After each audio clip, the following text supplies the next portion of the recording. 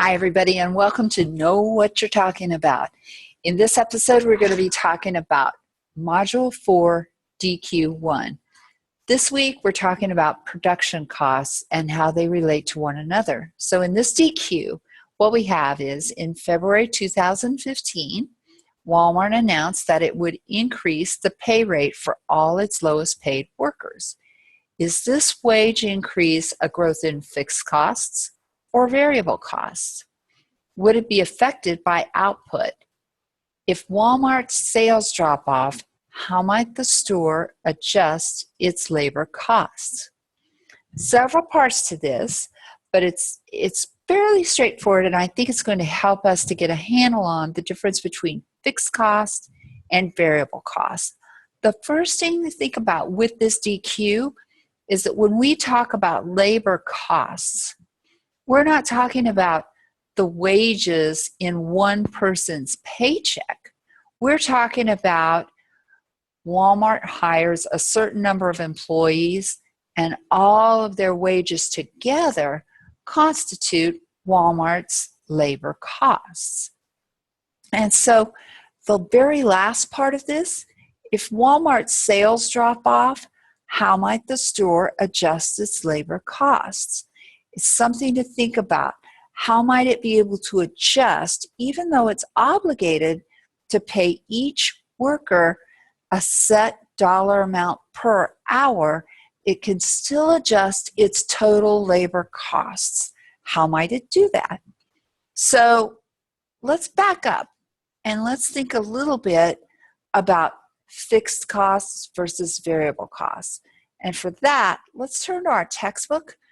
Chapter 3, there's a whole section on this. It starts with production costs right here. Production costs in total costs equals fixed cost plus variable cost. Two categories of costs that apply to any production entity, fixed costs and variable costs. So what's the difference?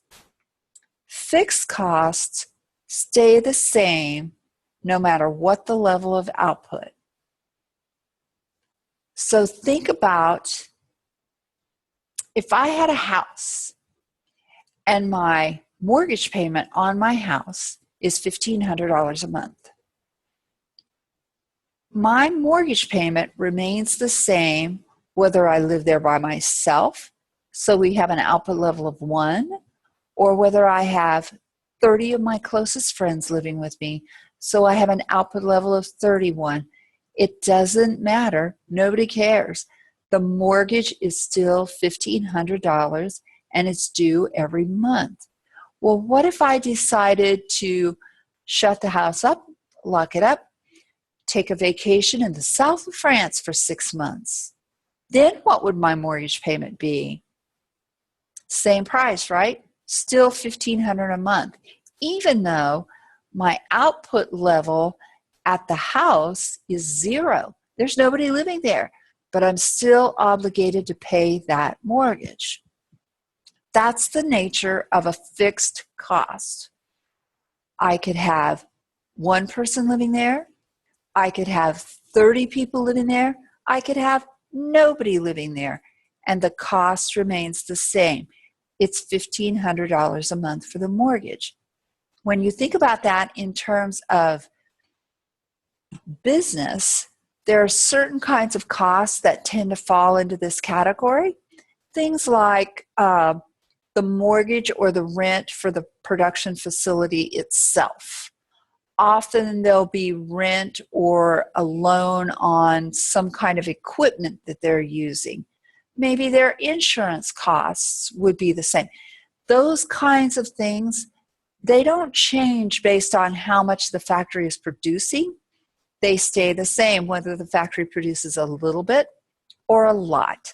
And that's the nature of a fixed cost.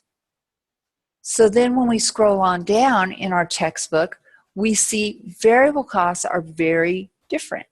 Variable costs change with the level of output. So going back to my example here with the house, if I'm living by myself, or if I have 30 of my closest friends living there with me, or if I have no one there at all, the fixed cost, the mortgage, remains the same, $1,500 a month.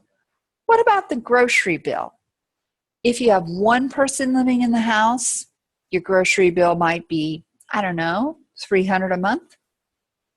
If you have 30 of your closest friends living with you, what's going to happen to your grocery bill? Through the roof, right? Crazy high. The more people you have, the higher your grocery bill goes.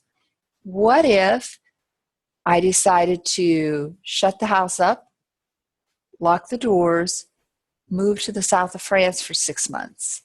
What's my grocery bill going to be at the house? Zero, right? There's nobody there to eat anything. I don't have to buy groceries for the house when there's nobody there. This is the nature of a variable cost.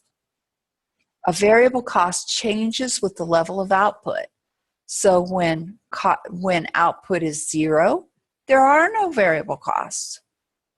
But when output goes to 1, we incur some variable costs. And as output keeps increasing, our variable costs just get higher and higher and higher, because there are costs associated with each unit of production. So a variable cost changes with the level of production. One more thing that I should point out here is that the equation is that total cost equals fixed costs plus variable costs. That's a very important equation. Total cost equals fixed cost plus variable cost. So when our output is 0, there are no variable costs, right? We just said that. So our fixed cost would be the same as our total cost when output is 0. You're going to want that information as you start looking through some of the problems that we have this week. So back to our discussion question. Walmart announced that it would increase the pay rate for all workers. Is this a growth in fixed costs or variable costs? Here's a quick way to tell. If Walmart decided to shut that store down, no output out of this store, shut it down cold, would it still have to pay the workers? If it would, then this is a fixed cost. If it would not, this is a variable cost. Keep in mind that Walmart workers are not on long-term contracts. They're paid when they work. They're paid by the hour. So would they still be paid when the store is closed? So that's your question. When you think about their labor cost total, which would involve how many workers they have, is this affected by output? So we just talked about what it would be like if they shut the store down and they had 0 output. Now think about it on the other end of the scale. What happens during the holidays when the store is crazy busy? What do they do? What happens to their labor costs? And with those two pieces of information, I think you're going to be able to think this through and come up with some great ideas for me. I look forward to seeing your response, and I'll see you next time on Know What You're Talking About.